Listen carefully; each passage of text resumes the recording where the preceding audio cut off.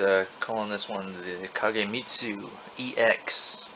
E for me, and X for experimental. I like the Kagemitsu G4, but there was a couple of things that I liked, a couple of things I didn't like, so I just made the changes like I usually do and kind of made my own version. On the show, you can see that there's a whole bunch of different models and stuff, so a different, again, model wouldn't be all of that far-fetched, except for the fact that I completely made this one up myself. Not completely, but you know what I mean. Anyway, but I stuck to some of the major design elements, like the emitter and the three dots. That's a very common theme throughout this show entirely. But the pommel and of course the carabiner down at the end there, which is static. It doesn't move or anything like that. So I started with MHS. The emitter, the prongs there is actually a 1 1/4 inch sync tube adapter MHS, and then a little bit of MHS right beneath it. I accidentally turned it on, and then some straw material over the top here. Hack job. So really all it was is just hand files and stuff like that.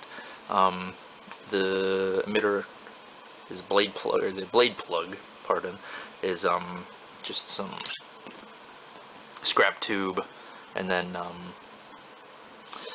a reflector and a 5mm LED bezel.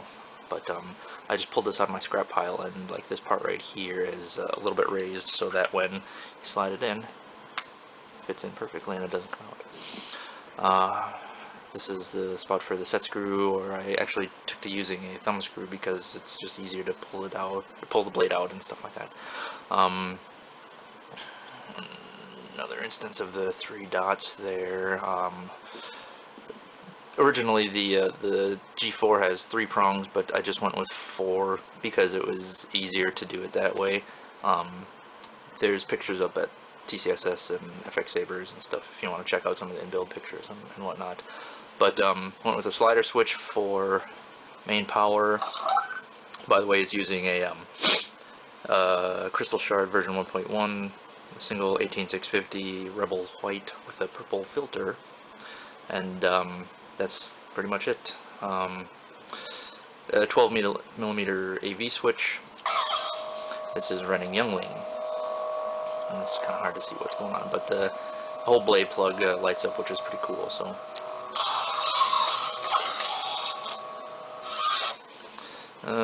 the body, again, everything from here back is just scrap, raw tubes and stuff like that, and the pommel was just some raw tubes and stuff stacked up, and I used a tube cutter to score the lines in between here and whatnot. Carabiner, you can tell, is just a regular carabiner, but you can pull it out and replace it with just a regular ball end. Again, scrap. I think this is some thick wall and an MR blade tip that I glued together, but it works and it's kind of cool. There is a 5mm purple LED in there, and you can kind of tell, but it's just really bright in here, so you can't really tell. So blade.